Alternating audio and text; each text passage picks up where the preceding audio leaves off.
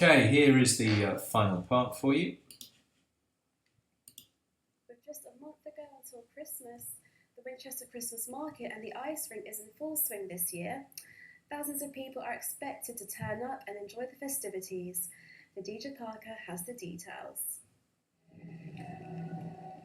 After its official opening on Friday, Winchester Christmas Market is getting busier as more people are coming to visit. Market exhibitors are excited about this year's turnout as it means more business. We need more people. More people, more business. Last year it was very, very busy. And I think it will be this year as well. The market comes... You see, that's all a bit vague. What I wanted from this story was it needs an edge. It's all very well saying, oh, we want more people because more people, we make more money and that sort of thing. And a lady going, oh, I think it'll be busy this year. It's just not a story. It's great that it's there, but we've got to find a way of really selling this story and finding something different. Otherwise, it's just very samey. And I think you've got to, Nadija, get the sound going through the whole thing. There's sort of ambient sound of music underneath. I think that has to carry all the way through the piece. At night with lights, music, festive foods. See, there's no shots of any, no sound of any music, no shots of any festive food. An ice rink. And an ice rink I can barely see, which is obviously really difficult because it's dark and it's not lit properly. But we need to see it better than that. So recognised as one of the best in Europe. And who says that? It's all very well making these claims that this is recognised, but by whom? We need a source for if we're going to make quotes like that. I think that just sounds like it's come from probably a council press release that says it's widely regarded as one of the best in Europe. Nonsense, really. They've just made it. That's a PR person who's just made that up. Scheduled to run until the 21st of December. After a full day of Christmas shopping and taking in all the festivities that Winchester Christmas Market has to offer, it's nice to know there's some place you can go to have a rest. I think it's lovely that you've joined in and you look great and that's a good piece to camera. I don't quite understand where you get the rest. Is it there? Is there somewhere to sit? It needs to show you going in and having a little sit down or whatever. Is the Christmas market the place you get a rest? I don't quite get that. That's the problem with this bit. Nadija Parker, Winchester News Online. Now over to Amy Catlin with the sports. Perfect link. That's exactly how it should be, Tate. That's much better and big smiles too. Thanks. I think we could have said Tate. Thanks, Tate. Basingstoke Town's proposed new stadium plans have come under fire in recent weeks, with Basingstoke Heritage Society opposing the idea of using the old common as a building plot. Elliot Buckley reports. Okay, good. This is a non-highlights package story. We're liking it. Basingstoke Town Football Club's exciting start to the season has been met with plans to build a new stadium on the old common. But it's not going to be an easy task as they face opposition from many people from the town. Just be careful of your balance there because that's bleached out. I don't think that's when it's been compressed to be uploaded, but I think that's a bit too hot. Including members of the Basingstoke Heritage Society. It's a place where a lot of people... Oh, massive gap here. Their dogs, where they come for quiet recreation. Although we've got the War Memorial Park across the way, that's a very busy park, full up with children and families. So those are really the main reasons, is to keep the open space. The area is used for big events like Basingstoke Live or the annual firework display, as well as having a historical background. Just be careful about your shots again here, look. Headroom here, you've got people halfway in the shot. Remember to shoot in thirds, so actually you want to tilt the camera down so that they're more along this sort of line, okay? Then during the First World War, it was used as encampments for... And again, what you've done is this space is too big. So remember your third. So your third is coming down there. So if you think her face needs to be here, it's just about okay there, maybe a little bit low. So probably in there, and you want her face here. Troops moving down the A30 and out to Dover and across the Channel. So there were hundreds and hundreds of troops camped up here. So it has quite an important place in the history of Basingstoke. Basingstoke Town announced the plans in September and have defended the plans, stating that There's a lot of plans going on there. This is really nice. I know it's come from the club, but it would be nice to know where this is in relation to where you've interviewed people. Is it this bit here? Is there something you can add to it?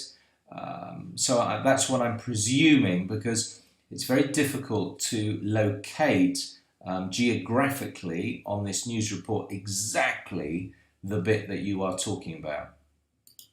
the thing we want to stress is that it's not just for the club, it's for the community at Bay. Right. It's, where's the apostrophe? Where's the apostrophe? If you're going to use a graphic, please spell everything correctly. And the surrounding areas. It's not just for football, there'll be a lot of community events going on. I can understand where they're coming from, but at the end of the day, it's about the community. Hello. Should have been spotted again by people as it went through. One or two people. The community has had the opportunity to talk about it and vote on it and get their views in. Board meetings are undergoing with an announcement set to be made before 2015.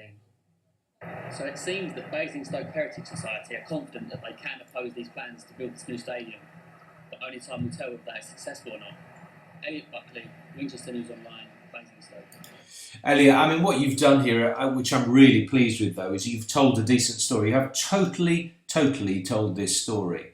Maybe you need a little bit more history about the ground, you know, how long they've been there, and you need to say where they are in the league or how well they've done. I know it is mentioned, it's alluded to, but you've told a really good story, so well done from that point of view. Could you just steer away from lines like only time will tell, because we could say that on a lot of stories. It's one of those cliches that is actually one of my big no-nos, so just steer clear of that in future. There was a 5-goal thriller at the Denplan City ground as Winchester City took on... Amy, just think about your voice. At the City ground? Why has it gone up at the end? There was a 5-goal thriller at the Denplan City ground on whenever it was, Saturday. Okay. The AFC. Manager Paul Masters seems to have found his feet at the club as the free-scoring citizens have soared up the division table. Mark Betts has the action.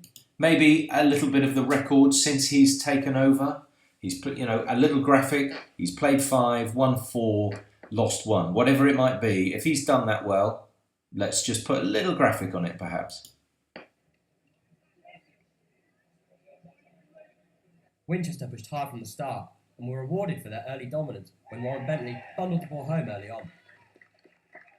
Good start, and what I really liked about this was the way you've cut in the celebration. So you've got a different size shot, you've zoomed in, you've followed, the edit works, so it gives us a cutaway. That is perfect technique. Just 7 minutes later, Bentley then doubled his tally and the home side's lead. His outstretched leg met Adam Roberts' well-timed cross to put early daylight between the two sides. That one, however, is a little bit too quick because we know he was there and then suddenly he's here. So when you've got them in a similar sort of position, you've really got to change the shot, so you've got to go in quite tight. I don't know if that is the end of your lens, but you need to go in a bit tighter if you can. Able to put together a few chances, but goalkeeper Gareth Barfoot was quick to deny any opportunities. The second half became a training exercise for Winchester, and Zach Glaspell's delightful back heel set up Michael McHenry to finish with ease. That is lovely, and that's a bit, hopefully, you see there's another good cutaway there. It was fine footwork, absolutely spot on for showing that again. That is really good reporting, well done. Chris Mason's left foot volley wasn't dealt with by the falling keeper, Benjamin Bolt, who managed to get a hand in the dribbling shot. It really should have gone a lot better. Yeah, we can see what's going on there. I don't think you could more say he was too hot to handle. although question marks over the keeper's performance, that sort of thing. But I mean, it's another great goal, isn't it? This is a good edit.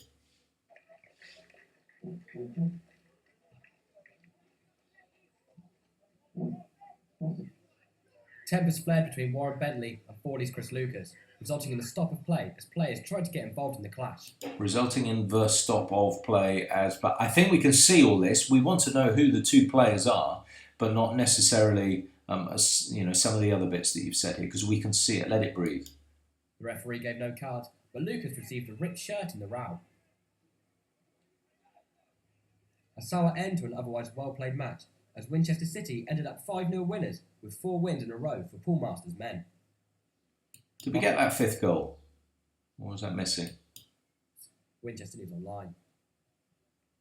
Am I right? Have I only seen 4 goals? What happened to number 5?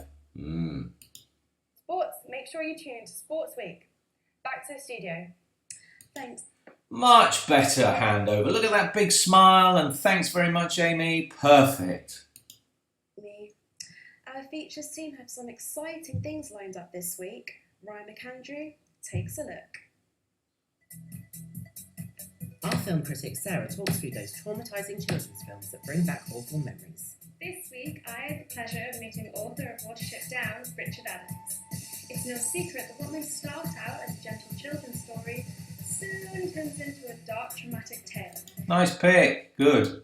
I'm counting down my top 5 traumatic kids' films. That's a really good idea. I like that. I think that's a terrific feature story. Ellie continues this week with her guide to Berry Lips. With cold winter weather settling in, berry lips are perfect for putting a smile back on your face. Brilliant. Love this. How do you pull it off without drawing the attention away from your lips? Fashion Pro Becky shows us how to style a plate suit from day into the night.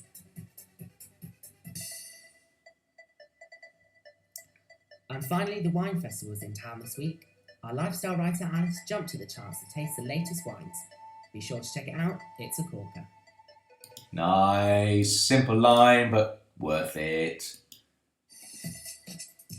For all this and more, head over to WINOL.co.uk and click on W2. I'd say some really good features there. I would go over and have a look. I think that's a really nice tease. Some things that would interest a whole range of people. That's all from us for this week, but for more award-winning news, sports and features, head to winol.co.uk. Goodbye. Nice smile. Well done, Tate.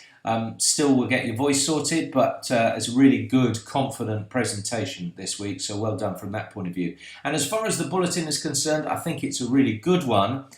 I think, if you follow the arrow, this is a really, really big story. And I know Brian won't have pushed it, but what he and the team, your colleagues, have done at university before you is fantastic. And it's everything about the Innocent Project, what the Innocent Project should be. So here, I think we've definitely missed out a story. If it's good enough for BBC Wales, it's definitely good enough for us, and we should be promoting from within.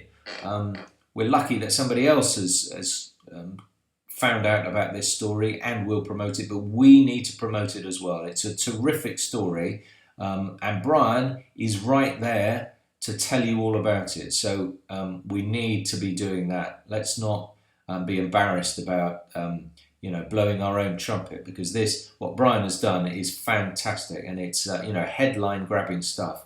So I think we should be interviewing that good-looking young man and following up that story. So I think that could have been a nice package. But otherwise, another good range of stories. Quite pleased with that. At the top, as I say, I think it was not done quite right, although it was great to get it in.